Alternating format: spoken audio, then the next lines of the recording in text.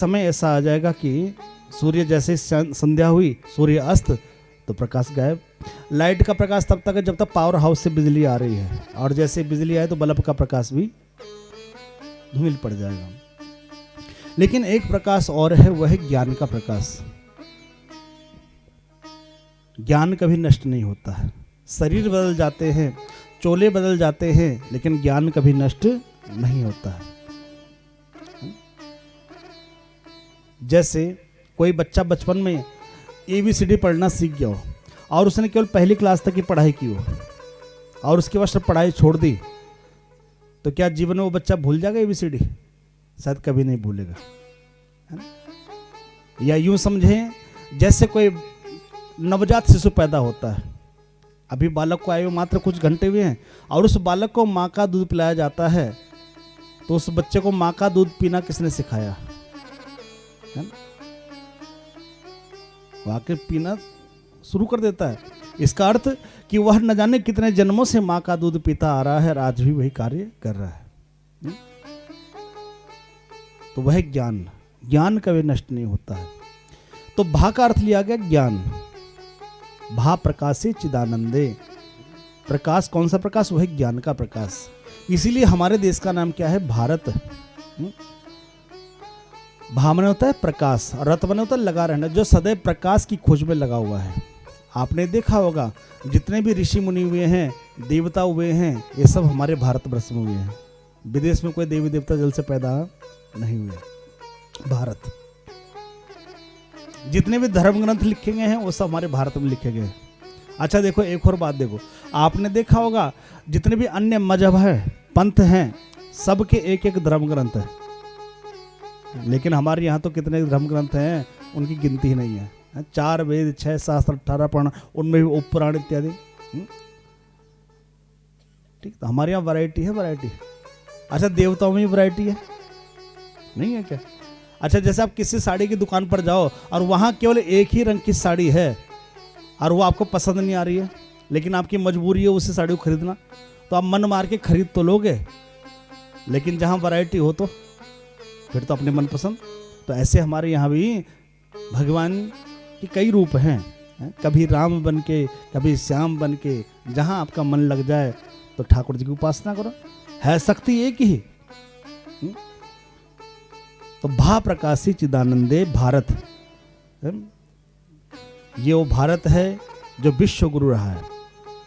सोने की चिड़िया, भारत को सोने की चिड़िया कहते हैं। ये सोने की चिड़िया नहीं है, ध्यान रखना, क्योंकि भारत कौन है? माँ। माँ कभी सोने की मूर्ति जैसे हो सकती है, पाषाण मूर्ति। सोना बोलता है? नहीं बोलता, तो सोने की चिड़िया नहीं हो सकती। लेकिन ये हो सकता है कि जहां डाल डाल पर सोने की चिड़िया करती है बसेरा, वो भारत देश है मेरा, वो भारत देश है मेरा। यहाँ तो डाल डाल पर सोने की चिड़िया, तो भारत विश्व गुरु है भारत। तो भागवत में भी पहला अक्षर क्या है? भा। तो भा का अर्थ है प्रकाश। कौन सा प्रकाश? वह ज्ञान का प्रकाश। जैसे सूर्य नारायण है, सूर्य का एक नाम क्या है? भास्कर। तो भागवत में पहला अक्षर का भा का अर्थ है प्रकाश। कौन सा प्रकाश? वो चिन्मय प्रकाश जो कभी नष्ट नहीं होता है। दूसरा अक्षर है भागवत में ग। गा का अर्थ है गतिर यश्य त्रिलोकी की, जिसकी गति सब जगह है। हमारी गति एक सीमित स्थान तक है, लेकिन परमात्मा की गति वो सब जगह है। यहाँ तक कि 7 लोक नीचे हैं वहाँ भी है, और 7 लोक ऊपर है वहाँ भी परमात्मा की गति है। अब ये मत समझने भागवत केवल हमारे यहाँ ही हो रही है, पूरे विश्व में, पूरे वर्ल्ड में। यहाँ तो 7 लोग ऊपर है वहाँ भी कथा चलती है, और 7 लोग नीचे वहाँ भी कथा चलती है। गतिर यश्य त्रिलोकी की। तीसरा अक्षर है वा। भाग व का अर्थ लेगा वरिष्ठम सर्वशास्त्राणाम। ये जो भागवत महापुराण है ये सारे शास्त्रों में वरिष्ठ मानी गई है, वरिष्ठ माने श्रेष्ठ मानी गई है। इसलिए आपने देखा राम कथा भी कम होती है, देवी भागवत भी कम होती है, शिव पुराण भी कम होती है, और महाभारत तो होती ही नहीं जल से। महाभारत का जल से होती है क्या? बहुत कम। लेकिन भागवत की कथा आप जितने टीवी चैनल खोलो, लगभग 80% 90% चैनलों भागवत कथा ही आ रही होगी। क्योंकि क्या वरिष्ठ है, सारे शास्त्रों में वरिष्ठ है। इस भागवत महापुराण में जितने ही वेद हैं, पुराण हैं, ग्रंथ हैं, उन सब का निचोड़ इसमें रख दिया है। जैसा मैंने कल बताया था, रामायण में केवल राम कथा है, लेकिन भागवत में राम कथा भी है। शिव पुराण में केवल शिव कथा है, लेकिन भागवत में शिव कथा भी है। महाभारत में महाभारत से संबंध कथा है, लेकिन भागवत में महाभारत भी है। देवी भागवत संबंध कथा है, लेकिन भागवत में संक्षिप्त देवी भागवत का ही वर्णन है। अब कब वर्णन है? जहां से देवी भागवत कथा शुरू होती है। कभी मौका मिला तो देवी भागवत को सुनना, उससे बड़ा आनंद आता है। ठीक है। तो वरिष्ठम सर्वशास्त्राणाम, और भागवत का चौथा अक्षर है ता। ता का अर्थ है तरणिर्भूत भवार्णवे। तरणी माने होता है नौका। जैसे आपको किसी सागर से पार जाना हो तो आपके पास केवल दो ही साधन हैं। पहला साधन है कि आप तैर कर पार कर सकते हो, लेकिन इतने बड़े सागर को तैर के पार करना भी आसान काम नहीं है। दूसरा साधन क्या हो सकता है कि कोई पुल बना हो, लेकिन इतने बड़े सागर पर पुल बनाना भी आसान काम नहीं है। और पुल भी एक सीमित दूर तक बनाया जा सकता है। और तीसरा साधन क्या है कि कोई नाविक नाव लेके आ जाए और हम उस नाव में जाके बैठ जाएं। आगे जिम्मेदारी किसकी है? नाविक की जिम्मेदारी है ना? हमारी जिम्मेदारी नहीं है। तो ऐसे ही भगवान श्याम सुंदर भी यहां पर भागवत के रूप में नाविक बन के आए हैं, क्योंकि ये संसार क्या है? ये महासागर है। ये संसार भी, अब देखो कंपैरिजन देखो, संसार रूपी महासागर में और महासागर में तुलना देखो। आपने देखा होगा जो सागर है वो बड़ा सुंदर प्रतीत होता है। आप दूर से देखो, आप कई बार टीवी पे देखते हो, नीला नीला सागर दिखाई दे रहा, कितना सुंदर लगता है। तो ऐसी ये संसार भी दूर से बड़ा सुंदर दिखाई पड़ता है। आप जब मसूरी से देहरादून देखते हो या देहरादून से मसूरी देखते हो कितना अच्छा लगता है, या आप टीवी पर लंदन देखते हो, शिमला देखते हो, कितना अच्छा लगता है, बर्फ से ढकी हुई चोटियां। तो जैसे सागर सुंदर दिखाई पड़ता है, ऐसे संसार रूपी सागर भी सुंदर दिखाई पड़ता है। लेकिन विडंबना तब होती है जब हम सागर के समीप जाते हैं और उसका जल पीते हैं तो जल कैसा है? खारा, नमकीन। तो ऐसे ही जब जो संसार दूर से सुंदर दिखाई पड़ता है और जब हम उस संसार में प्रवेश करते हैं, घर गृहस्थी में प्रवेश करते हैं, तब पता चलता है कितने पापड़ बेलने पड़ते हैं। जैसे दूसरे घर गृहस्थी सुंदर दिखाई पड़ते, बेचारा बड़ा खुश होगा, सुखी होगा, लेकिन जब खुद घर गृहस्थी प्रवेश करता है फिर पता चलता कितना सुखी है। ठीक। सागर में तरंगे उठती हैं, आपने देखा सागर में लहरें उठती हैं, तरंगे उठती हैं। ऐसे संसार रूपी सागर में भी तरंगे उठती हैं। कभी सुख की तरंग है, कभी दुख की तरंग है। हर किसी के जीवन दुनिया में कोई भी ऐसा इंसान नहीं है जिसके जीवन में सुख या दुख ना आया हो। सुख के दिन भी आए हैं और दुख के दिन भी आए हैं, बल्कि दुख कम होता है, सुख ज़्यादा होता है, लेकिन वो थोड़ा सा दुख भी पहाड़ के समान हमें प्रतीत होता है। एक और तुलना देखो, आपने देखा होगा सागर में पहला किनारा सबको नजर आता है, लेकिन दूसरा किनारा किसी को नजर नहीं आता है। तो ऐसे संसार रूपी सागर में पहला किनारा सबको नजर आता है, लेकिन दूसरा किनारा किसी को नजर नहीं आता है। तो पहला किनारा कौन? वह है जन्म, और दूसरा किनारा कौन है? मृत्यु। तो पहला किनारा सबको नजर आ रहा है, जन्म सबको नजर आ रहा है, लेकिन मौत किसी को नजर आ रही है? मौत नजर, क्योंकि हर किसी को यह पता है मौत ने तो पड़ोसी का घर देखा, मेरा घर तो मौत ने देखा ही। लगभग इसी ख्याली पुलाव में इंसान जी रहा है। तो इस संसार में एक सागर है, और इस सागर से पार जाने के लिए एक नाव है। कौन सी नाव है? वह है भागवत रूपी नाव। कि भव सागर जो पार जो चाहा, और राम कथा ता का दृढ़ नावा। भागवत का चौथा अक्षर क्या है? भागवत, ता कर तरडी माने नौका। अब देखो नाव पे आप जाके बैठ जाओ, नाविक आपसे ये नहीं पूछेगा कि आप अमीर हो गरीब हो, छोटे हो बड़े हो, पढ़े लिखे हो अनपढ़ हो, ऊंची जाति के हो नीची जाति के हो। नाविक को तो अपने 2-4-10 रुपए से मतलब है, बस आपने जाके नौका में जाके बैठना है। प्रयास तो करना पड़ेगा ना। अच्छा अब देखो नौका में आप बैठ जाओगे तो टेंशन किसकी है?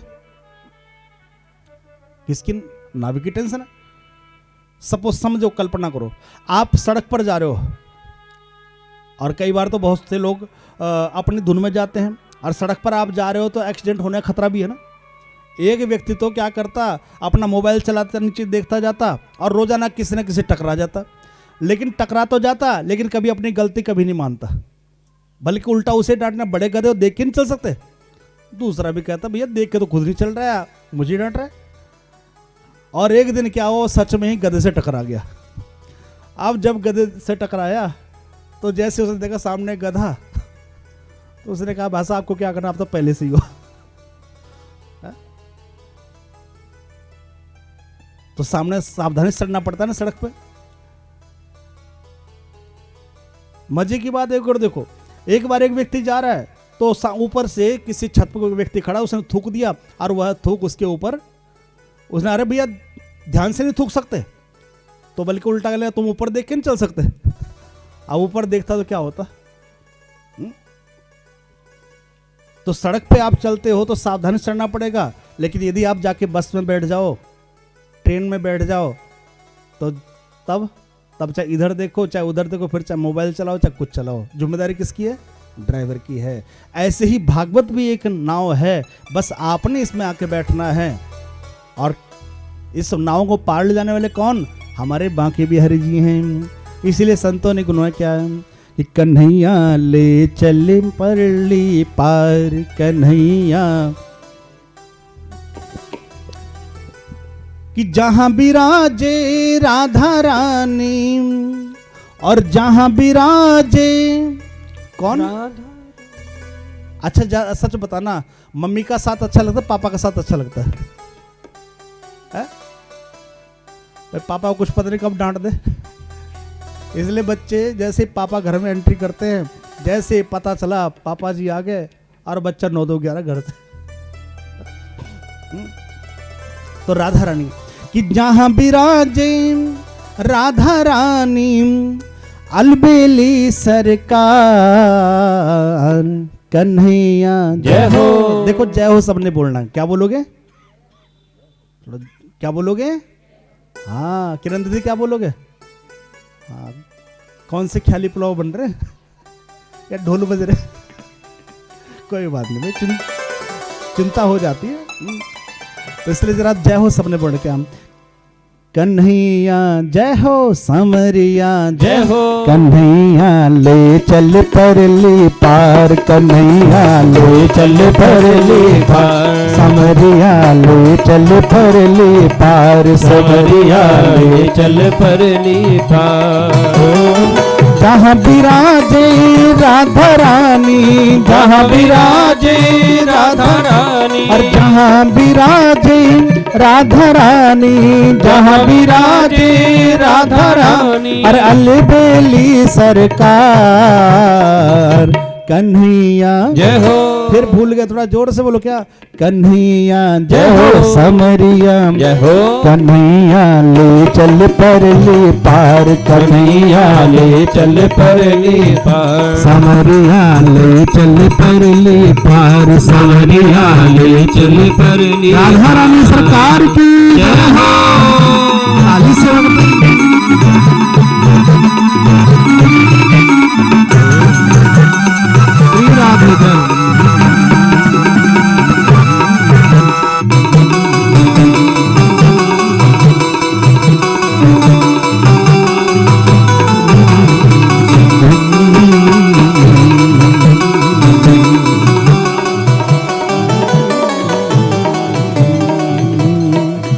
अवगुण सब तेरे अर्पण, गुण अवगुण सब तेरे अर्पण, बुद्धि सहित मन तेरे अर्पण, बुद्धि सहित मन तेरे अर्पण, ये जीवन भी तुझे समर्पण, ये जीवन भी तुझे समर्पण, मैं तेरे चरणों की दासी, मैं तेरे चरणों की दासी, मैं तेरे चरणों की दासी, मैं तेरे चरणों की दासी, और तुम मेरे प्राण आधार। कन्हैया जय हो समरिया, जय हो कन्हैया ले चल परली पार, कन्हैया ले चल परली पार, समरिया ले चल परली पार, समरिया ले चल परली पार। जहाँ विराजे राधा रानी, जहाँ विराजे राधा रानी, जहाँ विराजे राधा रानी, जहाँ विराजे राधा रानी, अलबेली सरकार। कन्हैया समरिया, कन्हैया ले चल परली पार, कन्हैया ले चल परली पार, समरिया ले चल परली पार, समरिया ले चल परली पार। बांके बिहारी लाल की जय हो।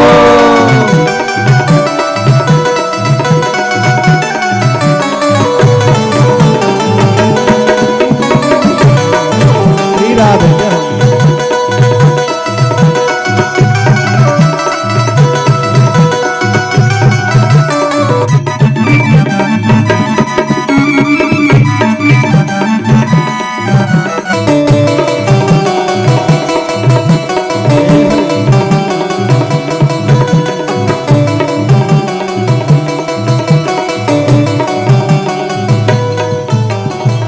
तुझ बिन कुछ भी चाह नहीं है, तुझ बिन कुछ भी चाह नहीं है, सूझती कोई राह नहीं है, सूझती कोई राह नहीं है, जग की कुछ परवाह नहीं है, जग की कुछ परवाह नहीं है।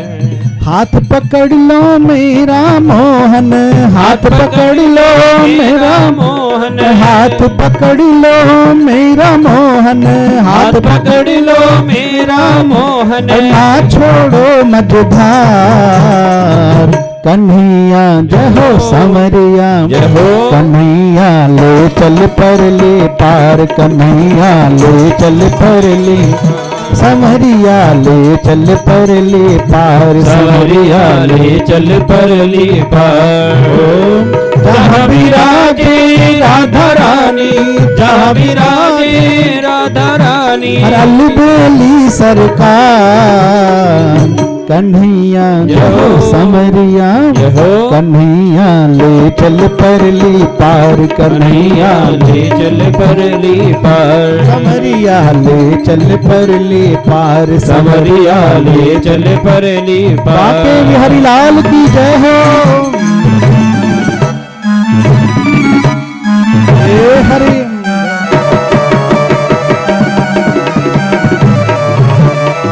श्री राधे।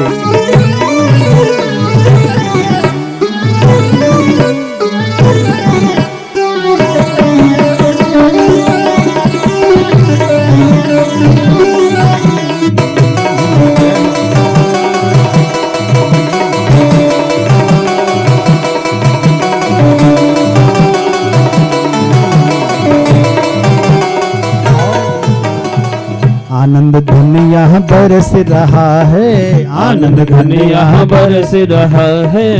कथा किसकी है? कथा किसकी है? ठाकुर जी की। और ठाकुर जी का नाम क्या है? आनंद भी है।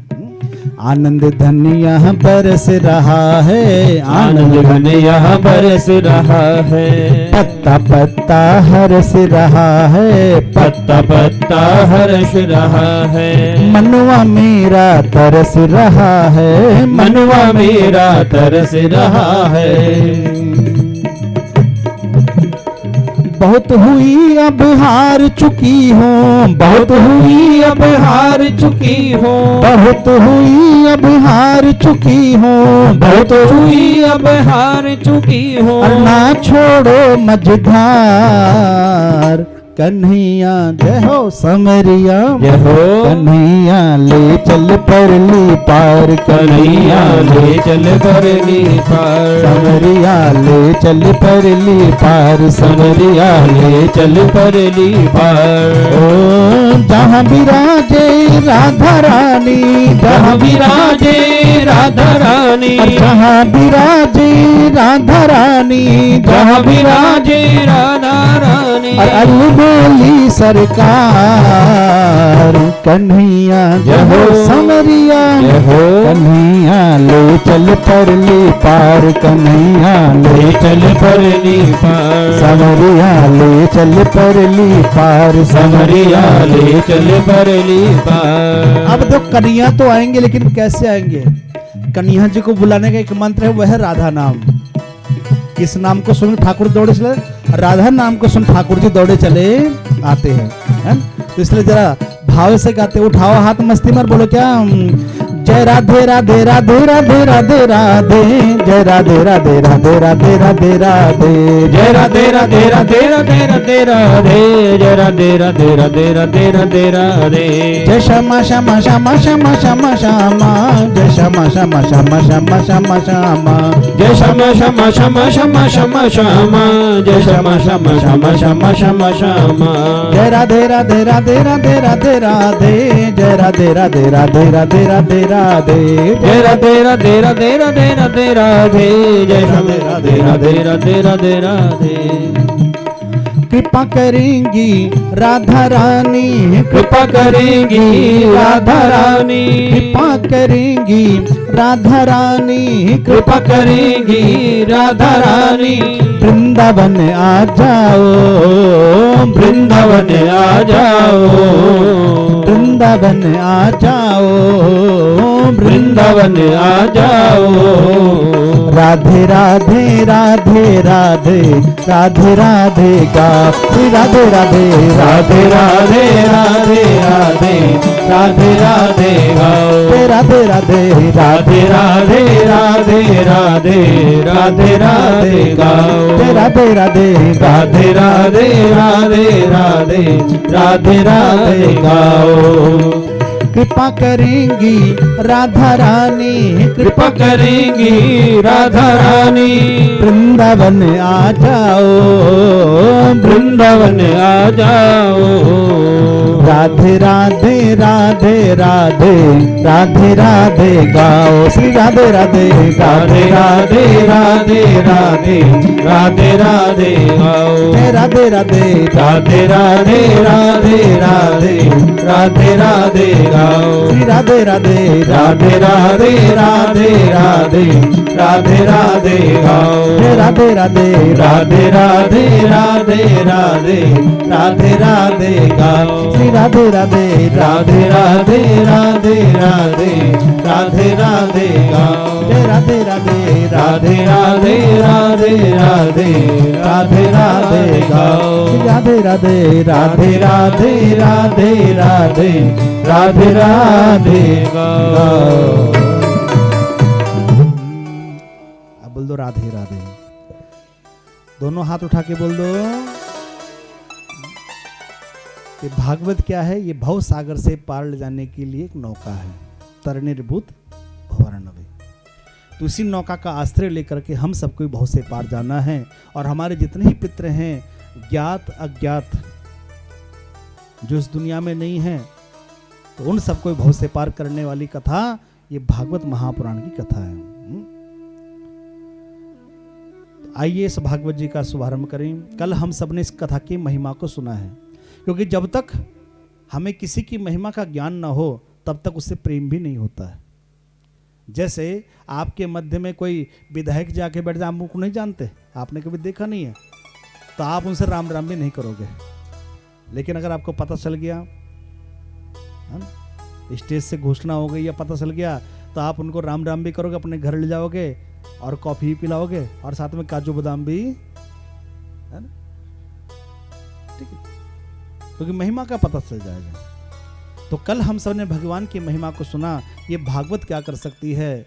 ये मानवः पाप कृतस्तु सर्वदा सदा दुराचारता कुमार्गा क्रोधाग्नि दग्धा कुटिलश्च कामिनः सप्ताह यज्ञेन कलो पुनन्ति ते। तो भूत प्रेत जो बन जाते हैं उनको भी एक कथा भव से पार लगाती है। इस भागवत महापुराण में 12 स्कंद, 335 अध्याय और 18,000 श्लोक हैं। तो आइए आज प्रथम स्कंद का शुभारंभ करें। और प्रथम स्कंद बड़ा सुंदर श्लोक है। शुरू के 3 श्लोक गायन हम लोग करेंगे, उनकी हल्की सी व्याख्या हम लोग श्रवण करेंगे। कि जन्माद्यस्य यतो अन्वयादितरतश्चार्थ्यस्वभिज्ञ स्वराट तेने ब्रह्म हृदयाम यह आदि कवये मुह्यन्ति यत सूरयः तेजो वारिमृदाम यथा विनिमयो यत्र त्रिसर्गो मृषाम धाम्ना स्वेन सदा निरस्तकुहकं सत्यम परम धीमहि। जरा सब बोलो, सत्यम परम धीमहि, सत्यम परम धीमहि धियो यो नः प्रचोदयात्। एक गायत्री बन गई किसकी? उस परब्रह्म परमात्मा की जो सत्य स्वरूप है। तो बड़ा सुंदर श्लोक है। जन्माद्यस्य यतो अन्वयादित तरतश्चार्थ्यस्वभिज्ञ स्वराट। अर्थात जिस परमात्मा के न जन्म का पता है, न आदि का पता है, न अंत का पता है, जो परमात्मा अपनी इच्छा शक्ति से संसार को उत्पन्न करता है, पालन करता है, अंत में लय कर देता है, तो उस परमात्मा को यहां पर बंधन किया गया है। अंग्रेजी में कहते हैं ना GOD God, G for generate, O for operate और D फॉर डिस्ट्रॉय। तो परमात्मा कैसा है? लिखा स्वराट, अपने रूप में स्थित है। हम लोग दूसरों के रूप में स्थित हैं, लेकिन परमात्मा अपने रूप में स्थित है। समझने के लिए, जैसे किसी ने आपकी तारीफ कर दी, आप बड़े खुश हो गए, और किसी ने आपको थोड़ा सा बुरा भला कह दिया, आपके चेहरे का रंग उड़ गया, है ना। तो हम लोग दूसरे के रूप में स्थित हैं, लेकिन परमात्मा अपने रूप में। परमात्मा को इतनी बड़ी दुनिया है, करोड़ों अरबों लोग रहते हैं, क्या सब लोग भगवान की स्तुति करते हैं? कुछ गालियां भी देते हैं, लेकिन परमात्मा कभी उन पर कुपित नहीं होते, सबके लिए समान भाव रखते हैं। ठीक। तो स्वराट माने अपने रूप में स्थित है। तेने ब्रह्म हृदयाम यह आदि कवि। ब्रह्मा जी को आदि कवि कहा गया है। आदि कवि जिन्होंने वेदों की रचना की है ना। भगवान की प्रेरणा से ब्रह्मा जी ने वेदों की रचना की है। तो आदि कवि ब्रह्मा जी भी जिनकी माया को नहीं जान सके। देखो, ये परमात्मा की माया है और पूरी सृष्टि परमात्मा की माया विद्यमान है, इसीलिए हम सबको परमात्मा नजर नहीं आता। समझने के लिए एक छोटा सा दृष्टांत आपको जल्दी समझ में आ जाएगा। एक राजा था, बड़ा प्रतापी राजा, सदैव दूसरों की सहायता करना, मदद करना, दीनहीनों की मदद करना। उस राजा के एक पुत्र था, बड़ा सुंदर, बड़ा ही प्रतिभावान, बुद्धिमान। लेकिन जब वह बालक 20 साल का हो गया तो बीमार पड़ गया। वैद्यों को बुलाया गया, हकीमों को बुलाया गया, डॉक्टर को बुलाया गया, लेकिन कोई उसे ठीक नहीं कर पाया। यहां तक कि डे बाय डे और बीमार होता चला गया। 7 महीने हो गए, 7 महीने में केवल हड्डियों का ढांचा मात्र रह गया, कोई भी उसे ठीक नहीं कर पाया। राजा को बड़ी चिंता होने लगी। तभी राजा को पता चला कि महाराज फलाना नगर में कोई वैद्य जी हैं और वे अच्छे जानकार हैं। उनको बुलाया गया। वैद्य जी ने जब उस बालक की नब्ज देखी तो कहा कि राजन, तुमने मुझे बुलाने में देरी कर दी और मुझे नहीं लगता कि यह बालक कल सुबह का सूर्य भी देख पाएगा। इतना सुनना था तो राजा तो रोने लगा। और रोते रोते राजा वहीं पलंग पर अपने बेटे के पैरों के पास लेट गया और उसको नींद आ गई। और उस नींद में उसने क्या देखा? सपना देखा। सपने में क्या देखा? उस राजा ने उसके 1 नहीं 2 नहीं 4 बेटे हैं, और चारों बेटे एक से एक बढ़कर बुद्धिमान, ज्ञानवान। सब लोग उनकी जय जयकार कर रहे हैं, सब उनकी बड़ाई कर रहे हैं, प्रशंसा कर रहे हैं। राजा बड़ा खुश, स्वप्न देख रहा है राजा अपने पुत्रों को छाती से लगा रहा है। तभी अचानक राजा ने रोने की आवाज़ सुनी, और जैसी रोने की आवाज़ सुनी तो राजा का सपना टूट गया। देखा के सामने रानी रो रही है, राजमाता रो रही है, कुछ मंत्री संतरी वो भी उदास बैठ खड़े हैं। अब राजा समझ तो गया क्या हुआ, क्योंकि वैद ने बता दिया था कल सुबह का सूर्य भी नहीं देख पाएगा। अब राजा कभी बेटे की ओर देखे, कभी रानी की ओर देखे, कभी बेटे की ओर देखे, कभी राजमाता की ओर देखे, कभी मंत्रियों की ओर देखे। तो राजमाता ने कहा बेटा तू रो क्यों रहा है, तेरा जवान बेटा मर गया, तू रो क्यों रहा है। तो राजा ने अपना सपना कह सुनाए, कहा कि माँ एक बात बता, अभी मैं एक सपना देख रहा था और सपने मेरे एक नहीं चार चार बेटे थे। अब तू बता मैं किसके लिए रो, उन चार बेटों के लिए रो या इसके लिए रो। तो राजमाता ने कहा बेटा वो तो सपना था, लेकिन ये तो हकीकत है, यहां तो रोना पड़ेगा वरना दुनिया वाले क्या कहेंगे। तो राजा ने कहा मां वो भी एक सपना था, ये भी एक सपना है, बस सिर्फ फर्क इतना है वो बंद आंख का सपना था, एक खुली आंख का सपना है। ये खुली आंख के भी सपने चल रहे हैं ना? तो परमात्मा की माया यही है, भगवान की माया। इस माया से कोई बच नहीं पाया है। ठीक, तो जिन्होंने आदि कवि ब्रह्मा जी को भी अपनी माया से मोहित कर दिया था, आपने घटना सुनी होगी, भागवत में वर्णन आता है कि एक बार भगवान जंगल में बैठे हैं और ग्वाल वालों के साथ भोजन कर रहे हैं। अब भोजन करते करते भगवान क्या कर रहे हैं, उनका जूठा पूठा भोजन भी ग्रहण कर रहे हैं। अब ब्रह्मा जी ने देखा अरे ये कैसा भगवान जो दूसरों का जूठा पूठा खाता है, और भोजन करते बात करते, भोजन करते समय बात नहीं करनी चाहिए और जूठा भोजन नहीं करना है, क्योंकि ब्रह्मा जी कौन है, विधाता है, नियम सेम के पक्के हैं। अब खुद नियम में रहते दूसरों को भी नियम में देखना चाहते, जैसे घर में बड़े बुजुर्ग होते हैं ना, वो तो खुद नियम में रहते हैं, दूसरों को भी नियम में देखना, इसीलिए लड़ाई झगड़ा कई बार हो जाता है। तो ब्रह्मा जी को थोड़ा संदेह हो गया, नहीं ये भगवान नहीं हो सकते। तो ब्रह्मा जी ने क्या किया, जितने भी ग्वाल बाल थे बछड़े थे यहाँ तक सबको गायब करके अपने ब्रह्मलोक को पहुंचा दिया। इधर भगवान समझ के ब्रह्मा जी मेरी परीक्षा लेना चाहते हो, तो भगवान ने क्या किया, अपने ही शरीर से उतने ही ग्वाल उतने बछड़े उत्पन्न कर दिए। अच्छा देखो, ग्वाल बाल तो उत्पन्न करे, लेकिन जो कपड़े घर से पहन के तो वही कपड़े भी उत्पन्न कर दिए। अच्छा चलो कपड़े भी बन गए, ग्वाल बाल बन, लेकिन उनका स्वभाव भी तो है ना, स्वभाव भी वैसे ही बन गया जैसा वो थे। यहां तक लाठी डंडे भगवान बन गए, और ब्रह्मा जी इस माया को नहीं जान पाए। और जब ब्रह्मा जी को अपनी गलती का एहसास हुआ, 1 साल तक भगवान ग्वाल बाल बने रहे, ब्रह्मा जी नहीं जान पाए, तब ब्रह्मा जी क्षमा मांगते हैं और वहां पर स्तुति करते हैं। तो तेने ब्रह्म हृदयाम आदि कवि, आदि कवि ब्रह्मा जी भी उनकी माया को नहीं जान सके, तो भला फिर हम और आप कैसे जान सकते हैं। मुह्यन्ते यत सूर्यः तेजो वारि मृदाम यथा विनिमयो। तो उस परमात्मा को पाने का साधन यहां बताया गया, 3 उपाय बताए गए। तेजो वारि मृदाम, तेज माने होता है प्रकाश, वो कौन सा प्रकाश, वह है ज्ञान का प्रकाश। तो उस परमात्मा को पाने का साधन वह है ज्ञान का प्रकाश। दूसरा है वारि, वारि मतलब तो जल, कौन सा जल, वह है नेत्रों का जल, बाहर का जल नहीं, टप टप आंसू बहने चाहिए भगवान के लिए, नेत्रों के जल। अच्छा दुनिया के लिए तो सब रोते हैं, लेकिन परमात्मा के लिए कौन रोता है, शायद कोई नहीं रोया। ठीक, सिर्फ गोपियां देखो भगवान के लिए 100 साल रोई थी,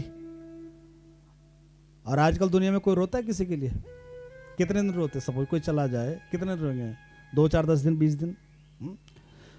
लेकिन परमात्मा के लिए रोना, दुनिया वालों के लिए सब लोग रोते, लेकिन परमात्मा के लिए रोना ये उपाय है। और तीसरा उपाय बताया कि मृदा, मृदा माने होता है मिट्टी, लेकिन मिट्टी कौन सी, वह है संत महापुरुषों के चरणों की धूल। अब चरणों की धूल का अर्थ ये नहीं है कि भैया उनकी धूल ली माथे लगा ली, चरणों की धूल का अर्थ है कि उनके जैसे सत्कर्म हम करें जैसे संत महापुरुष करते हैं। संत महापुरुष माला जपते हैं तो हम भी माला जपें, संत महापुरुष भगवान के नाम के टीका लगा तो हम भी टीका लगाएं, संत महापुरुष सत्य का पालन करते हम भी सत्य का पालन करें। तो वह आचरण करना। प्रेम से बोलो राधे राधे, भाव से बोलो। आपको एक घटना सुनाता हूं, एक बार बोलो राधे राधे, थोड़ा जोर से बोल दिया करो भैया। अगर आप थोड़ा जोर से बोलोगे ना, मेरा 2.5 किलो खून बढ़ जाता। है? जोर से बोलना चाहिए। ठीक। एक बार पंचवटी में भगवान राम और सीता बैठे हैं और लक्ष्मण जी लकड़ी लेने गए हैं।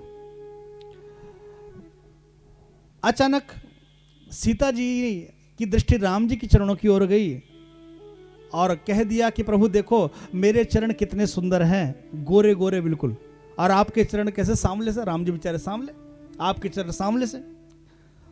लेकिन राम जी कहाँ हार मानने वाले थे, वो भी थोड़ी मूछ नीचे करने वाले थे। राम जी का नहीं नहीं सीता जी आपके चरण सुंदर नहीं, मेरे चरण सुंदर है। सीता जी कहने लगे प्रभु देख रहे हो, मिला लो, प्रैक्टिकल कर लो, फोटो खिंचा लो, सामने देख लो। लेकिन राम जी भी हार मानने को तैयार नहीं थे, सीता जी भी हार मानने को तैयार। तभी लक्ष्मण जी लकड़ी लेके आ गए। राम जी ने कहा भैया और काम बाद में, ने कहा पहले इधर आ, तो हमारा जज है, आज से आज हम तो जज नियुक्त करते हैं, तू बता किसके चरण सुंदर हैं। सीता जी के चरण सुंदर हैं, मेरे चरण सुंदर हैं। लक्ष्मण जी ने कहा प्रभु क्यों माता पिता के झगड़े बच्चों को फंसाते हो, आपका झगड़ा खुद सुलझा लो। लेकिन राम जी ने कहा नहीं नहीं, तो जज बनना पड़ेगा, बता किसके चरण सुंदर हैं। अब लक्ष्मण जी बेचारे बैठ गए चरणों के पास, कभी राम जी के चरणों को देखें और कभी सीता जी के चरणों को देखें। अब दोनों के दोनों, राम जी भी और सीता टकटकी लगा के लक्ष्मण जी की ओर देखिए, भैया आप किसके चरण सुंदर बताता है। अच्छा आपके सामने ये समस्या जाए तब क्या आप क्या करोगे। अब लक्ष्मण जी कभी राम जी के चरणों की ओर देखे, कभी इधर घुमाए कभी उधर घुमाए, थोड़ा सीता जी के चरणों की ओर देखें। तो एंड में लक्ष्मण जी ने कह दिया कि माँ आपके चरण सुंदर हैं। जैसे ही कहा सीता जी तो बड़ी प्रसन्न हुई, कहने लगी प्रभु मैं तो पहले कह रही थी हार मान लो, हो गई बेइज्जती। अब राम जी का चेहरा उतर गया। तो जैसे ही लक्ष्मण जी ने देखा प्रभु का चेहरा उतर गया, माँ बड़ी खुश है। तो लक्ष्मण जी तुरंत कहा अरे माँ तुम तो आधी बात सुन के खुश हो गई। सीता जी ने कहा क्यों लक्ष्मण, कुछ और बचा है क्या कहने के लिए। लक्ष्मण ने कहा कि माँ जानती हो आपके चरण क्यों सुंदर हैं, क्योंकि आपके चरण भगवान के चरणों का अनुगमन करते हैं। अर्थात जैसा आचरण भगवान करते हैं वैसा ही आचरण आप भी करती हो, इसलिए आपके चरण सुंदर हैं। ठीक है, तो चरण सुंदर का चरणों से मतलब नहीं है, चमड़ी से मतलब नहीं है, वह आचरण सुंदर होना चाहिए। कहा है ना अंग्रेजी में, wealth is lost, nothing is lost, health is lost, something is lost, but character is lost, everything is lost. धन चला गया कोई बात नहीं और कमा लेंगे, हेल्थ स्वास्थ्य चला गया कोई बात नहीं भैया, थोड़ा बहुत चला गया वापस प्राप्त हो सकता है दबा दारू करके, लेकिन अगर चरित्र चला गया तो सब कुछ चला गया। ठीक है, तो इसलिए आचरण सुंदर होना चाहिए। ठीक है, तो परमात्मा को पाने का 3 साधन, पहला है तेजो माने प्रकाश, कौन सा प्रकाश, वह ज्ञान का प्रकाश। दूसरा वारी, वारी माने जल, कौन सा जल, नेत्रों का जल अर्थात भगवान के लिए रोना तड़फना। और तीसरा है मृदा माने मिट्टी, कौन सी मिट्टी, वह है संत महापुरुषों के चरणों की धूल। तेजो वारी मृदाम यथा विनिमयो यत्र त्रिशर्गो मृषाम धामना स्वेन सदा निरस्त कुहुकम सत्यम परम धीमहि। यहां पर देखो वर्णन क्या, सत्यम परम धीमहि, परमात्मा को सत्य कहा गया है। आप देखो शिव महापुराण पढ़ो, शंकर जी की वंदना मिलेगी, रामचरित मानस राम जी की वंदना मिलेगी, देवी भागवत पढ़ो देवी जी की वंदना मिलेगी। लेकिन यहां दो पहले श्लोक में ये भागवत किस संबंध, भगवान कृष्ण संबंध है, लेकिन कहीं पर भी कृष्ण की वंदना नहीं है, बल्कि क्या कह के संबोधित किया है, सत्य कह के संबोधित किया है।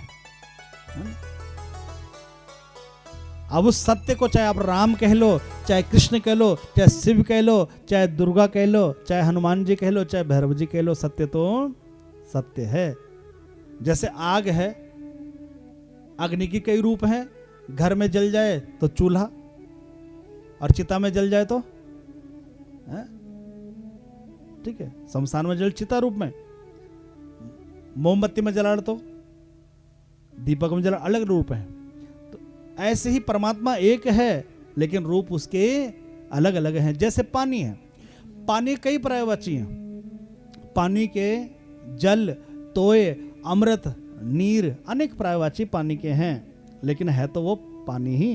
अंग्रेजी में क्या है, वाटर कहते हैं पानी को, और रसायन शास्त्र की भाषा में H2O, this is the combination of H2O, लेकिन है तो वो पानी ही। ऐसे ही परमात्मा की भी अनेक रूप हैं, लेकिन है परमात्मा एक। इसीलिए संतों ने भी गाया है क्या कि हर देश में तुम, हर वेश में तुम, और तेरे नाम अनेक तू एक ही है, और तेरे नाम अनेक तू एक ही है। तेरे नाम अनेक तू, जैसे आप हो, जैसे पिता घर में, अब पिता के भी कई रूप हैं। कहीं तो वो चाचा बन जाते हैं, कहीं वो नाना बन जाते हैं, कहीं दादा बन जाते हैं, कहीं फूफा जी बन जाते हैं,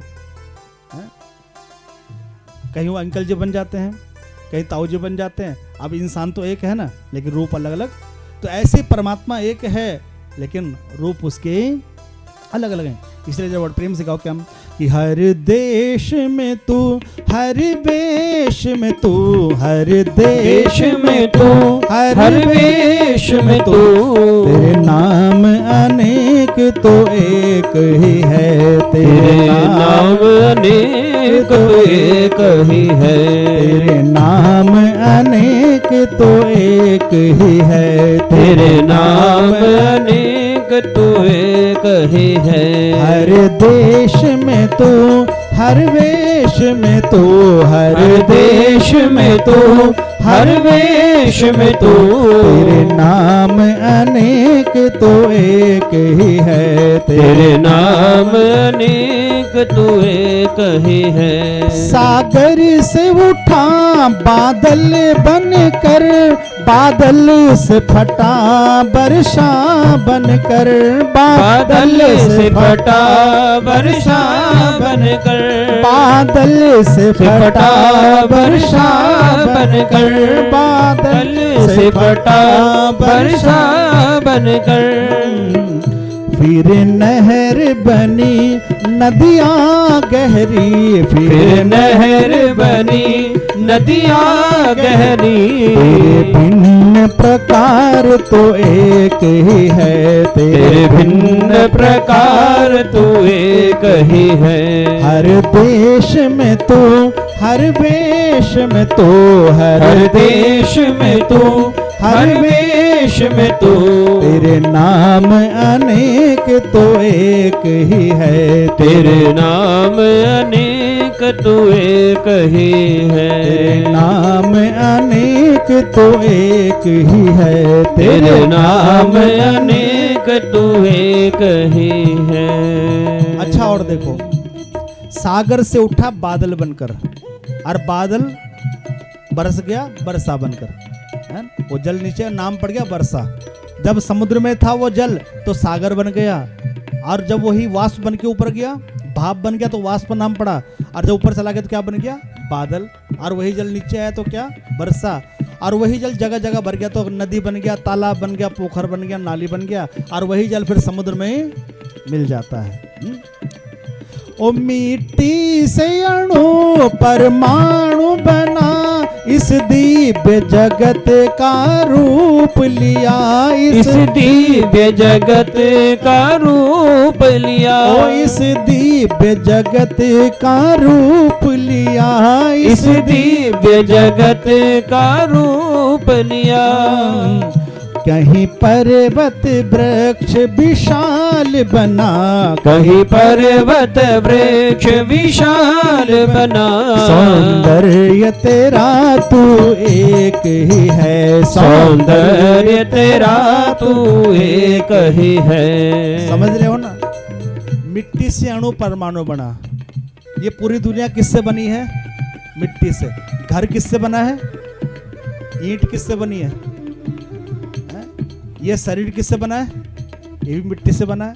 और खेत में जो पैदा हो रहा है वो भी क्या है, अनाज के रूप में, वो भी क्या, मिट्टी है। और खाते भी क्या, रूप अलग है ना, खाते ही मिट्टी है, और फिर सब कुछ मिट्टी है। और उसी मिट्टी का रूप, कहीं पर्वत है, कहीं पहाड़ है, कहीं पत्थर है, तो सब उसी परमात्मा के रूप में है वो मिट्टी, लेकिन रूप अलग अलग, नाम अलग अलग। ओ मिट्टी से अणु परमाणु बना, इस दिव्य जगत का रूप लिया, इस दिव्य जगत का रूप लिया, ओ इस दिव्य जगत का रूप लिया।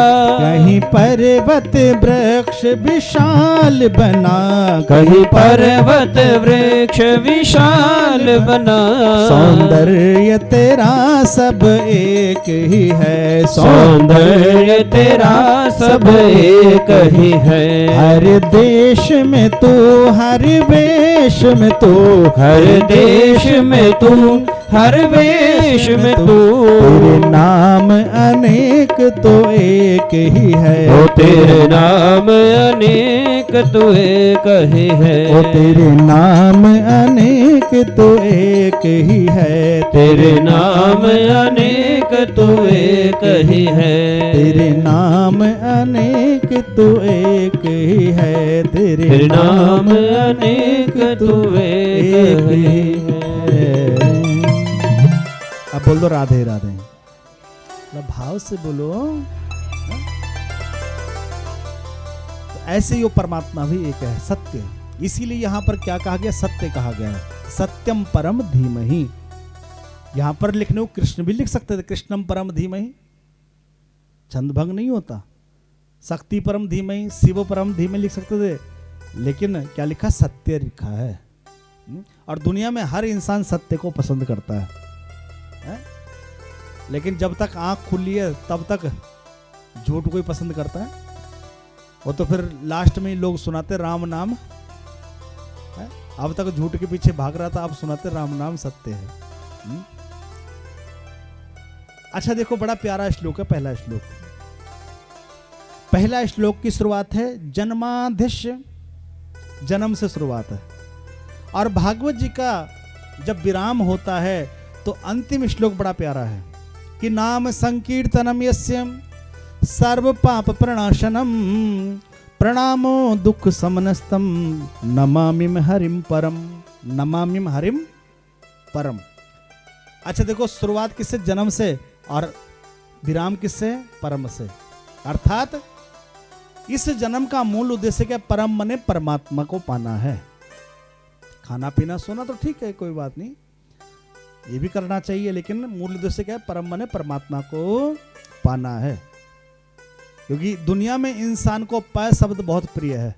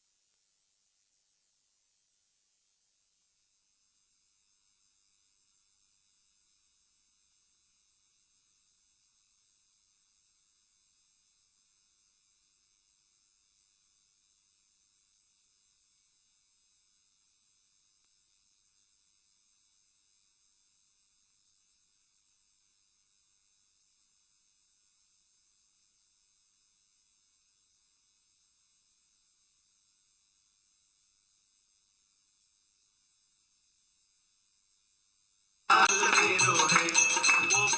मेरो है, गोपाल मेरो है, नंदलाल मेरो है, नंदलाल मेरो है।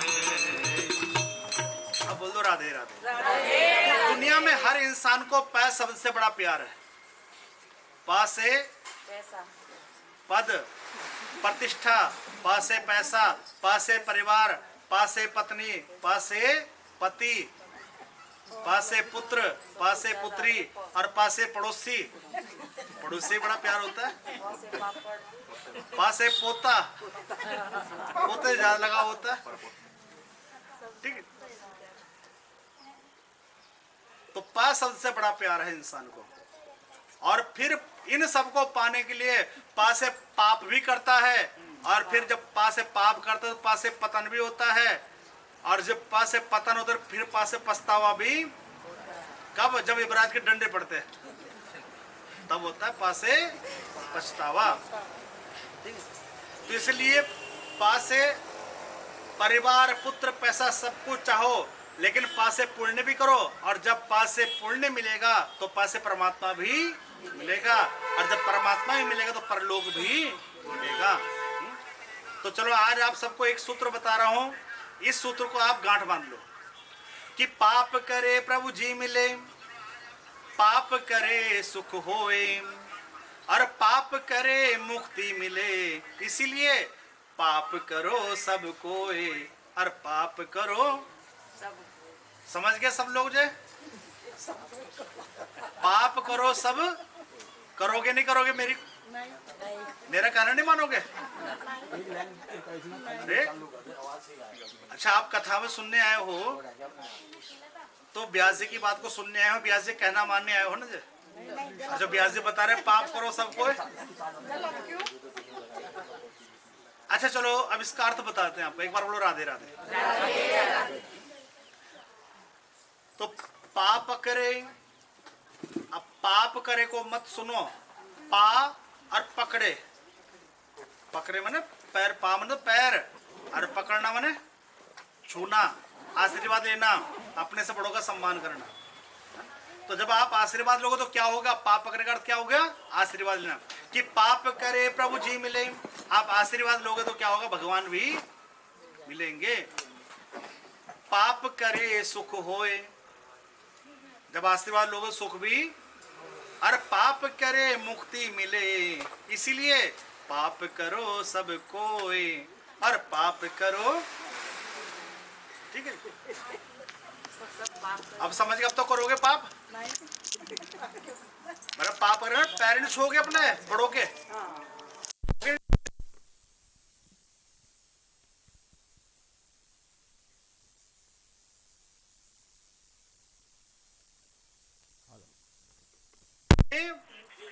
बड़ी पावर है भाई, और आशीर्वाद कहीं पुराना नहीं पड़ता है, आशीर्वाद नित्य तो नया रहता है।